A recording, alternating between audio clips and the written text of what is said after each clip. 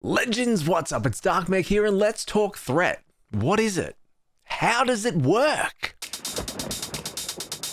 So threat is a core mechanic in tanking. The bad guys hit you and not your mates. All enemies that you'll face in WoW have a threat table, though some of those enemies will ignore this in regards to certain spellcasts or fixate style mechanics. Now, how threat is calculated is 1 damage is equivalent to 1 threat, and 3 healing is equivalent to 1 threat, split amongst all enemies in combat. This excludes self-healing though. Now, tanks have bonus threat modifiers attached to their specs that makes them generate 650% bonus threat per point of damage for a total of 750% threat. Now, you might have heard people talk about abilities with threat modifiers on them, though there are only 2 abilities left in the game with threat modifiers on them: Heroic Throw on the Protection Warrior and Throw Glaive on the Vengeance Demon Hunter, which are both 4 times threat modifiers. That is it though. No other ability has some hidden threat modifier attached to it. The easiest way to pitch a threat is like a damage meter. It's just a ranked list. Each time you hit taunt, you move to the top of that list and placed equal with the person with the current highest amount of threat. Now, the way threat functions is the person with the highest threat will have aggro. To pull aggro from that person, you have to generate 110% of their current threat in melee range to pull threat, or 130% of their current threat at range. Melee is counted as being within 8 yards of the target from the edge of the hitbox, and range is anything beyond this. Spec and class don't matter here either. If you're outside that 8-yard range, it's classed as range when talking about how threat functions. So let's talk about the things you can do as a tank to keep threat. Be smart about using your taunt. Taunting a mob will cause it to fixate on you for 3 seconds, and for that duration of the taunted fixate, you'll generate 300% extra threat. It's worth mentioning too around taunts, they're not multiplicative. So if you're a DK, for example, hitting Dark Command and then using Death Grip doesn't double the threat bonus received. Same for a Prot Warrior with Taunt and Commanding Shout. Threat doesn't care about your overall damage either. Each mob cares individually. So if you're blasting 2 million DPS and it's hitting 3 targets, hi Frost DK, it's going to cause more problems than the absolute unit doing 4 million DPS and hitting 20 targets. This problem applies to both tanks and DPS, and this is where making sure that you have the same focus target and making sure you spread your damage as a tank when you're initially gathering threat is extremely important. The effects of misdirection and tricks of the trade are also massively overhyped by the community, and don't get me wrong, they're appreciated if available. These abilities transfer the threat generated by the player to their original target, you, whilst active, with 3 caveats. Number 1, the threat generated by the damage done by pets, guardians, or summoned entities is not transferred, and this is why Beast Mastery Hunter's misdirect is significantly weaker. Number 2, the threat transfer is after threat mods.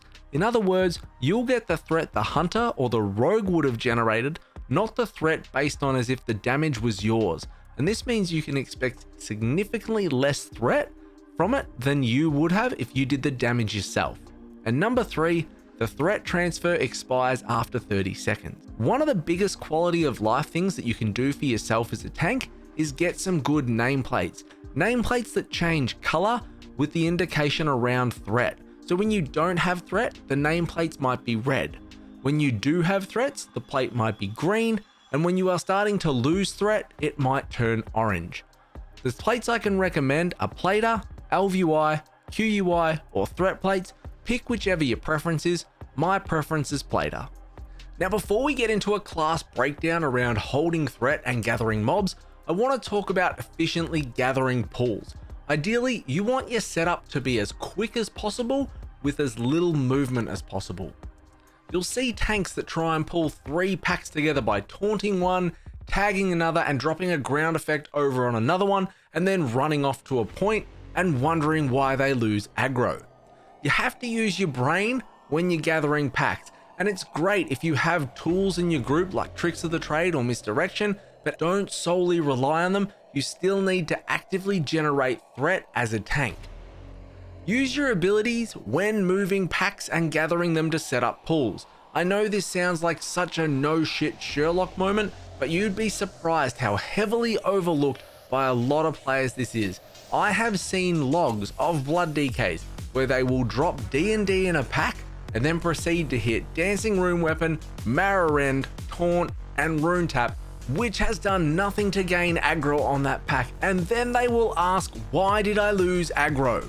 Death and Decay, for example, is 3.6% of your attack power converted as shadow damage. You spat on the ground and you expected it to act as glue. Your openers, multi-target priority rotations are laid out by theory crafters on places like Wowhead, Class Discord, and they're designed to leverage your class's toolkit to set you up and generate the most amount of threat and damage that you can do. So let's run through each tank spec now and discuss what you're pressing to maintain your threat through your collection of your pools in Mythic Plus. So starting off with the Death Knight, so an example opener, you'd cast Death and Decay. If you've got Abomination Limb available, you'd cast your macro of Empower Rune Weapon, Raise Dead, and Abomination Limb. If you don't, you'd cast Blood Boil. Cast your Dancing Rune Weapon, Blood Boil again, Tombstone, Heart Strike, and Death Strike. Now what about gathering up mobs? If you're going through several packs, you could elect to pop Dancing Rune Weapon to start with as you moved into the first pull, as you'll know you'll still get significant value from it when the pack is grouped up.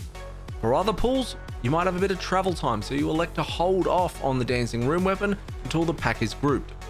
You might Death Grip 1 or 2 packs into your current pull. You could throw a Death's Caress at 1 pack whilst you're moving, which will give you a refresh on Bone Shield. By the time you travel to your final position, the loss of that rune is inconsequential anyway, or you might be busting out an A-Bomb Limit and Empower Rune Weapon, so it doesn't even matter. Regardless of the many factors that I can throw at you around setups, the core principles that you're going to use still stay the same. You want to ensure that you're using Blood Boil to collect the mobs you go past to spread your Blood Plague onto them. You want to switch your Heart Strike targets to ensure that you're cleaving off as many different mobs as you can whilst you're moving.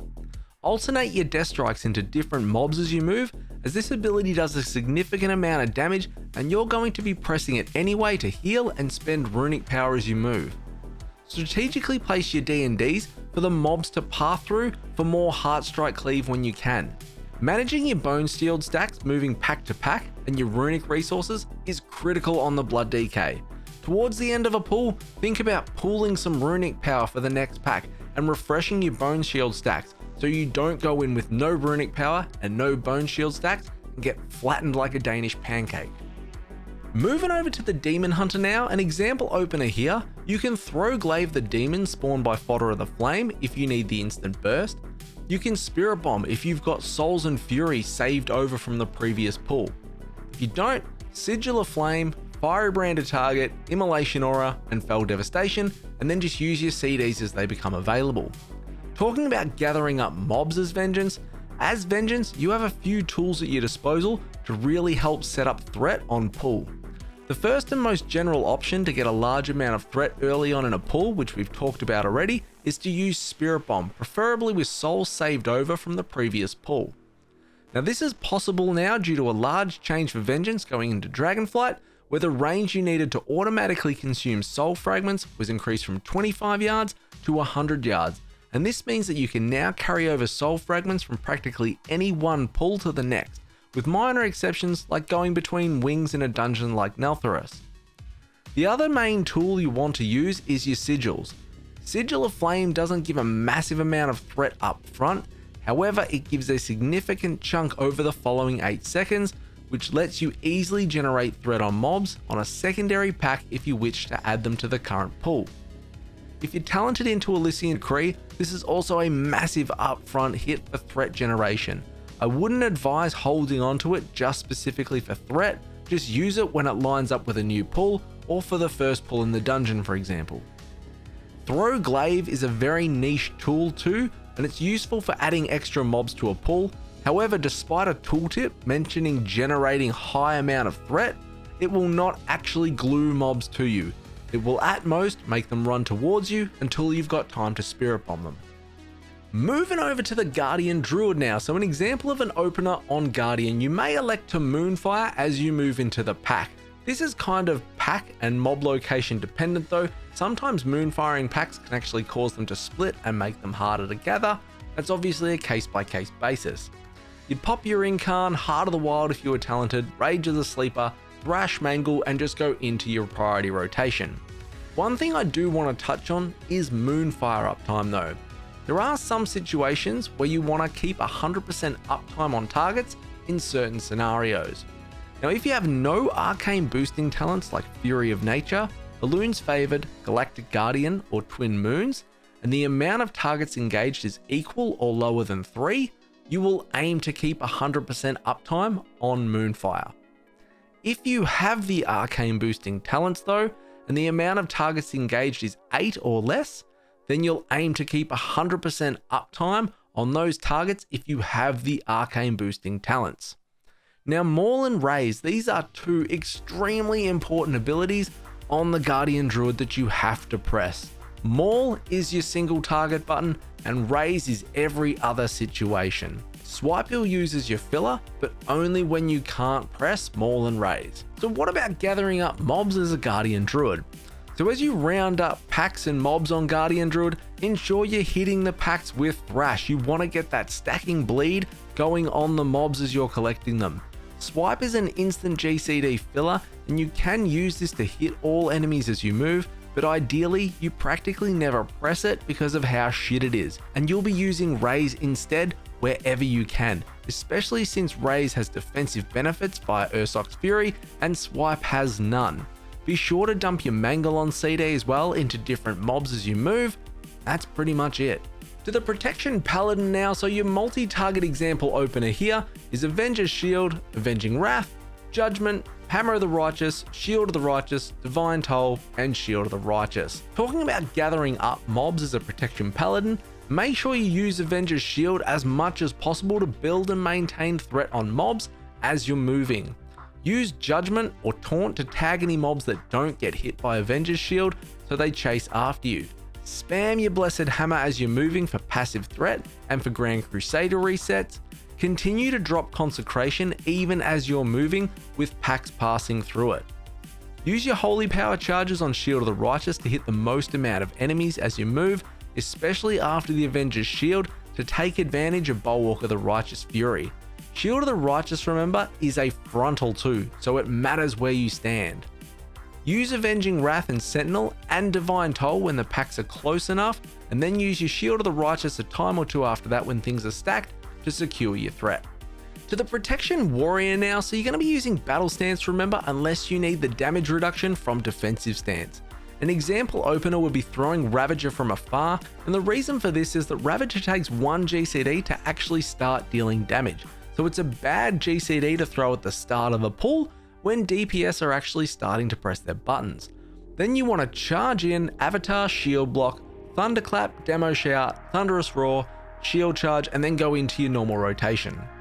Now talking about gathering mobs for pulls on the Prot Warrior, your Prot Warrior is extremely mobile in regards to setting up pulls. You've got 2 charges, a Heroic Leap, a Heroic Throw, a Shield Charge. It means that you're able to pull mobs into current packs. You're able to leap into other ones. You could charge a pack, Thunderclap, charge to another one, and then leap back out to your group. Now to keep it super simple, regardless of whatever function you're going through for your pack collection, ensure you're hitting Shield Slam and Thunderclap on cooldown. Use some of your Rage into revenge hits for the Cleave and for the Shield Slam resets. The basic rotation rules still apply when gathering packs. You're going to consume your Outburst procs on Shield Slam up until 7 targets, as this generates 3 times the amount of Rage that Thunderclap will. With Avatar up, it's up to 5 targets, but only in raw damage, not counting the Rage generation. In the current patch cycle with tier 30, and the tier set counting in Rage generation and the feedback cycle, you're actually always going to prioritize Shield Slam to get more Last Stand and more 4-piece damage procs, even during your Avatar window. And this is opposed as to outside that where you'd be thunderclapping every second GCD. Remember, prio damage is more important than AoE pad. Titanic Throw is a fun quality of life talent that can hit up to 6 targets from afar with just 1 use of Heroic Throw to very quickly get a good chunk of initial threat on mobs. However, it's just a quality of life pick It's not something that you will see frequently picked in high keys, but I felt like it was worth mentioning just in case you weren't aware of it.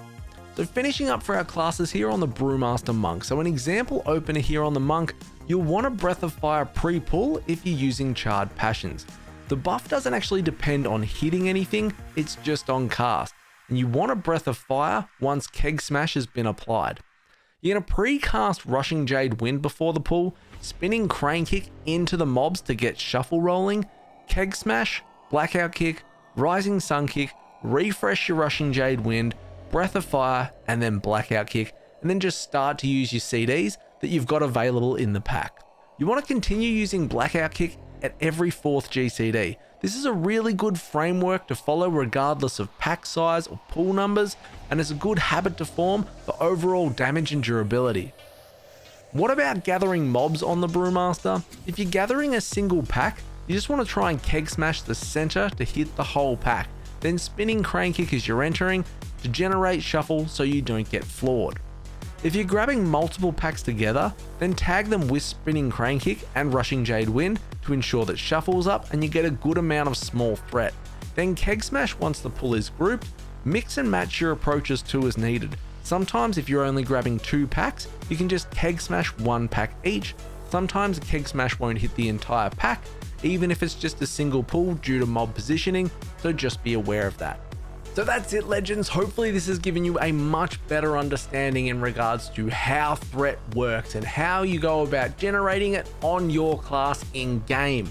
It's pretty important to remember as well with the example openers listed. Obviously things can change depending on what's on cooldown, what key level you're in, how many mobs you're running into. There can be a lot of variables. The idea is though to give you some guidelines and examples to work off, and then you just have to adapt with whatever fits.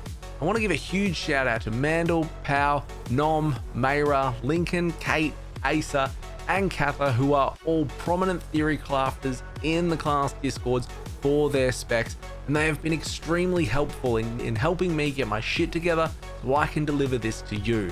And last but not least, a huge thank you to the following streamers in Equinox, Sense, Honex, and Shane for the footage of the tanks that I'm not currently playing. Thank you so much for letting me use your footage so I can make this video. If you've got any questions, hit me up in the comments below. Like, comment, subscribe, come join the Discord. I'll see you all next time. See you, fam.